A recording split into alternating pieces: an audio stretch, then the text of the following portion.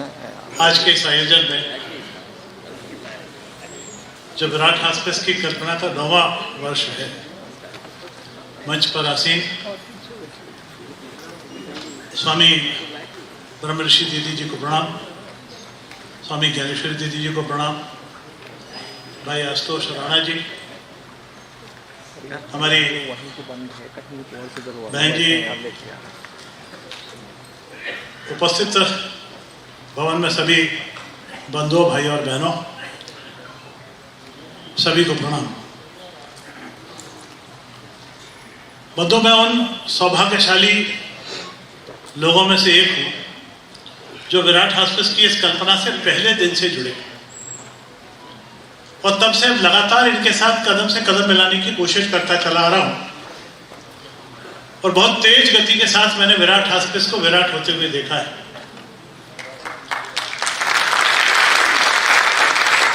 जब शुरुआत हुई तो नाम विराट था, संकल्प भी विराट था और सोच तो बहुत विराट थी। भला मरते हुए लोगों की भी कोई सोचता है, कोई चिंता करता है? यह सोच था विराट हॉस्पिस का।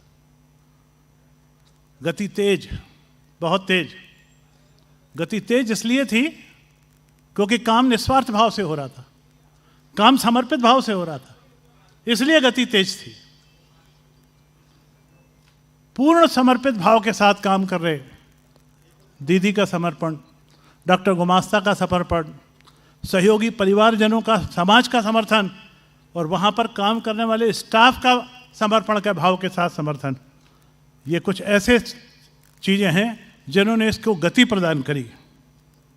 परिवार बढ़ रहा है, समाज के अनेकों लोग हाथ बढ़ा के और दिल खोल के सहयोग कर रहे हैं और ये विराट हॉस्पिस वो विराट हॉस्पिस है, वो संस्था है जो छोटे से छोटे दान को भी उसी श्रद्धा से स्वीकार करती है जिस तरीके से कुबेर से लिए हुए दान को स्वीकार किया जाता है। अच्छा, लोगों के मन में अपने आप ललक है।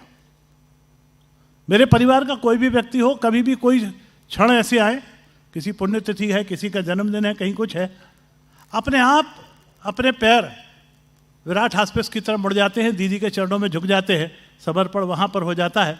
इस तरीके के अनेकों परिवार हैं जिनके समर्पण के भाव से ये विराट हॉस्पिस तेज गति को प्रदान कर रहा। भेड़ाघाट बहुत, जबलपुर का सबकी जानकारी में भेड़ाघाट दर्शनीय है, पर भेड़ाघाट के पास में बसा हुआ विराट हॉस्पिस दर्शनीय भी है और अनुकरणीय भी है। विराट हॉस्पिस की अनुकरणीय की चर्चा कर रहा हूं तो विराट हॉस्पिस हम सब जानते हैं कैंसर के लिए, टर्मिनल पेशेंट्स की सेवा के लिए, निस्वार्थ सेवा के लिए, निःशुल्क सेवा के लिए। पर आप में से शायद बहुत लोगों को नहीं पता होगा कि कोरोना का जिस समय सबसे कठिन समय आया था, उस कठिन समय में विराट हॉस्पिस ने कोरोना के मरीजों की सेवा भी करी थी। आज भी आप जाके देखेंगे तो विराट हॉस्पिस में आपको वो स्थान दिखाई देगा जहां ऑक्सीजन युक्त बेड लगे हुए हैं, आईसीयू बनाया हुआ था और बहुत कठिन कठिन मरीजों को वहाँ पे ऑक्सीजन देके और दवा देके उसको इलाज करके उनको बचाया गया था।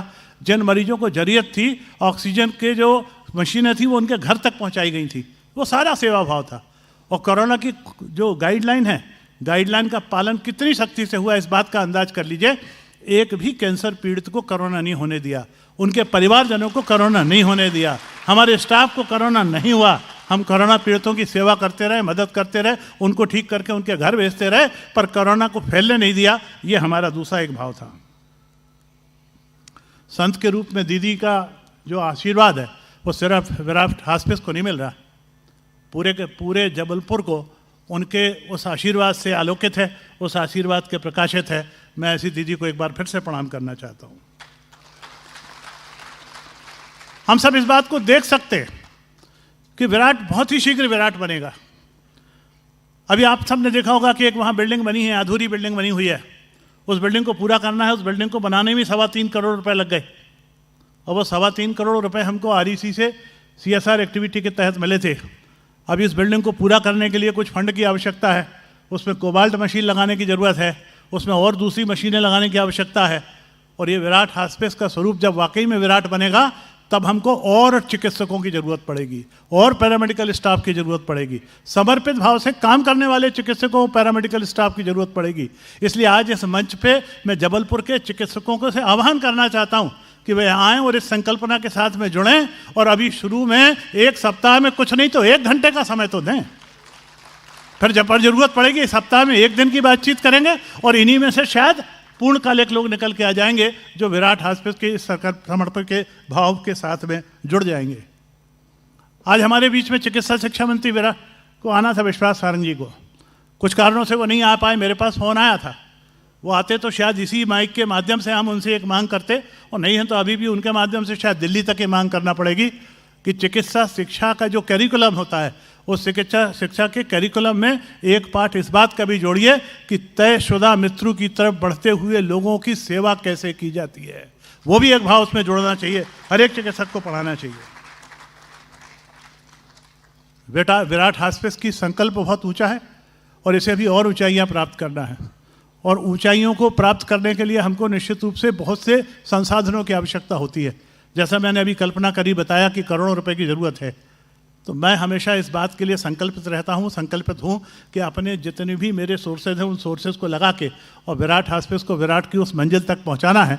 और इसलिए लगातार मेरा प्रयास रहता है कि जब कोई भी ऐसा व्यक्ति मिले जिससे हम केंद्र के माध्यम तक पहुंच सकें, केंद्र के उद्यमों तक पहुंच सकें, उनसे कोई बड़ी राशि CSR की प्राप्त करके अपने संकल्प को पूरा कर सकें, वो लगातार मैं करता रहता हूं। अभी पिछले कुछ महीने पहले केंद्रीय मंत्री अर्जुन मेघवाल जी हमारे बीच में आए थे, उनके भी हमें कुछ आश्वासन प्राप्त हुए हैं।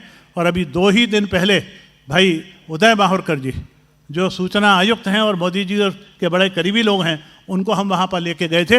वो भी इस बात का संकल्प लेके गए हैं कि बात ऊपर तक पहुँचाई जाएगी और मदद की जाएगी, और विराट हॉस्पिस के उस विराट स्वरूप को हम इस तरीके से पूरा करने में सफल होंगे। ये संकल्प हमारा नहीं, यह संकल्प दीदी का नहीं, आज की तारीख में ये संकल्प आप सबका बन चुका है। आपका सबका ये संकल्प निश्चित रूप से पूरा होगा। इसी शुभकामनाओं के साथ अपनी वाणी को विराम दूंगा। धन्यवाद। जय हिंद, जय भारत, जय विराट।